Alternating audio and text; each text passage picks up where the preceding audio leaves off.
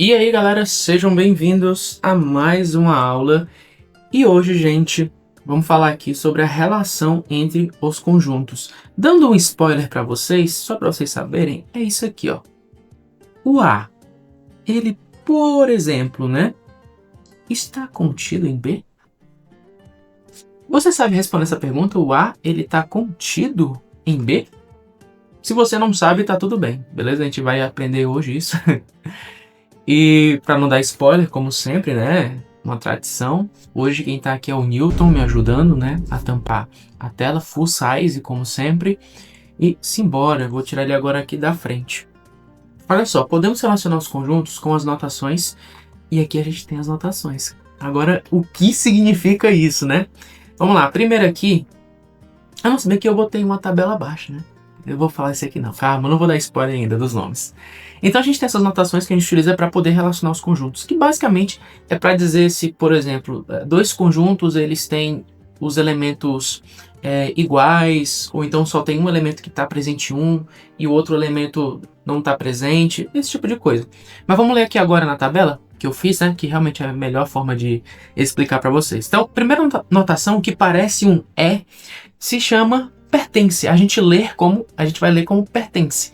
Então, novamente, na matemática a gente tem muitos símbolos que a gente utiliza para poder representar palavras, né, partes ali de uma frase, algo do tipo, para justamente a gente ter uma comunicação mais universal, né? Com esse símbolo aqui, ele é o mesmo no Brasil, nos Estados Unidos, no Japão, na China, em qualquer lugar que você imaginar, certo? Então, primeiro é pertence. Segundo é um só que com risco, né? Já dá a ideia assim de negação normalmente, porque a gente tem as placas de trânsito que aparecem com o de estacionar, né, riscado. Então, significa não pertence. Aí depois a gente tem um C, só que é um C com as pernas mais alongadas, né? Significa estar contido quando... Vamos pensar o seguinte, né? Aqui, ó.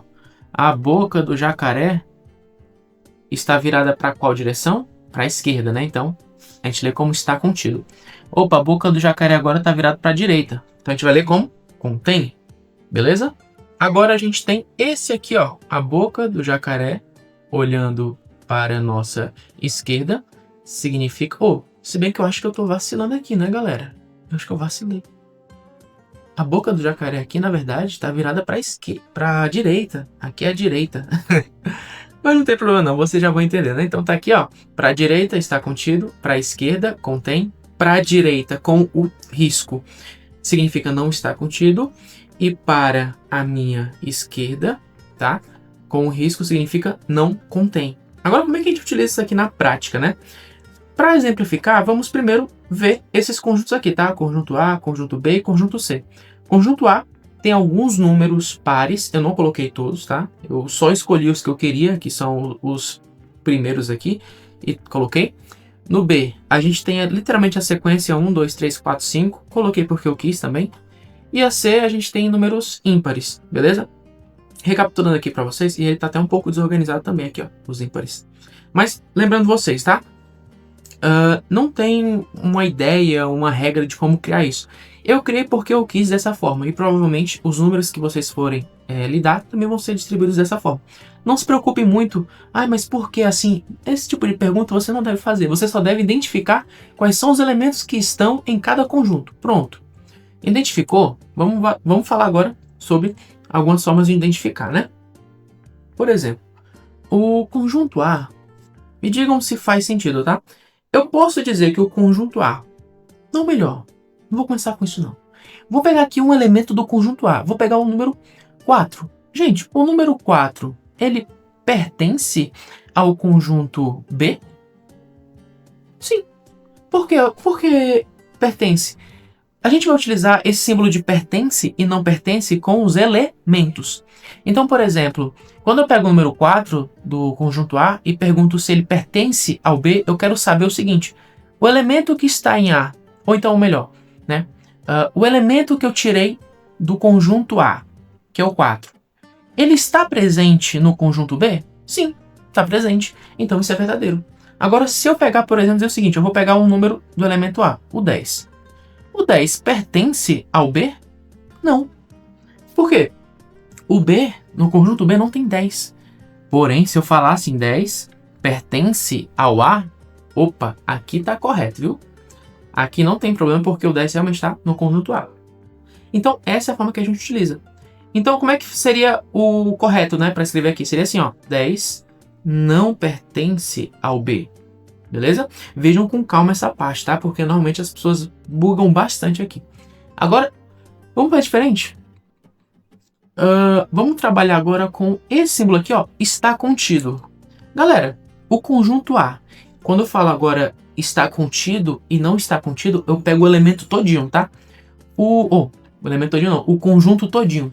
O conjunto A, ele está contido em B? Não. O conjunto B, ele tem todos os números que estão no conjunto A? Não, né? Então não está contido.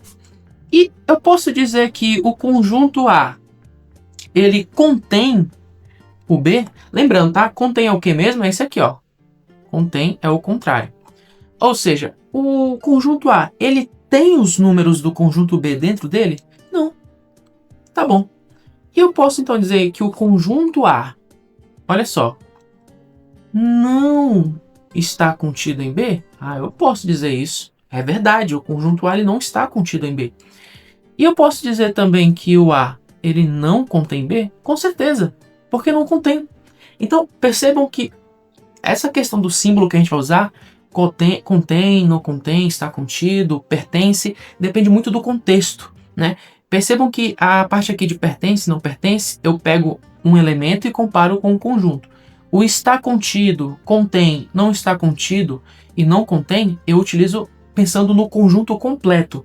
Só vai ser verdadeiro se todo o conjunto estiver dentro do outro. Agora vamos criar aqui uma situação hipotética, um novo conjunto A. Ele é formado por 1, 2, 3, certo? E o B, vamos botar aqui, sei lá. Tô até dando uma bocejada aqui, gente, porque sono, né?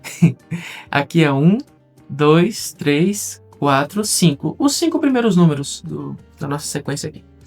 Então, olha só. Agora, veja bem. Eu posso dizer que o A, né? O A, ele contém o B? Não posso, porque os números que estão aqui em A, né, são só 3. Os números que estão em B são 5 números, então não dá para dizer isso. Porém, eu posso dizer que o B, né, ele contém o A. Voltando lá para cima, para vocês lembrarem, tá aqui, ó, contém. Então, o B, ele contém o A porque os elementos que estão em A estão dentro de B. Assim como eu posso dizer, por exemplo, que o A está contido em B. Olha que interessante.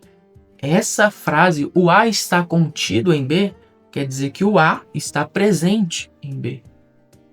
Pronto.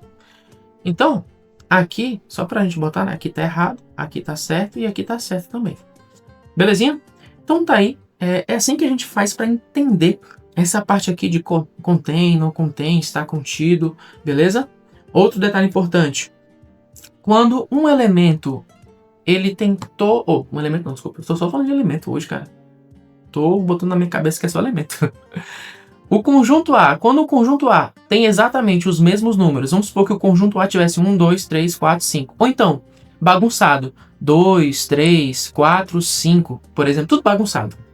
Aí tivesse aqui, eu poderia dizer sim que o conjunto A é igual ao conjunto B. Se os conjuntos são iguais, tá?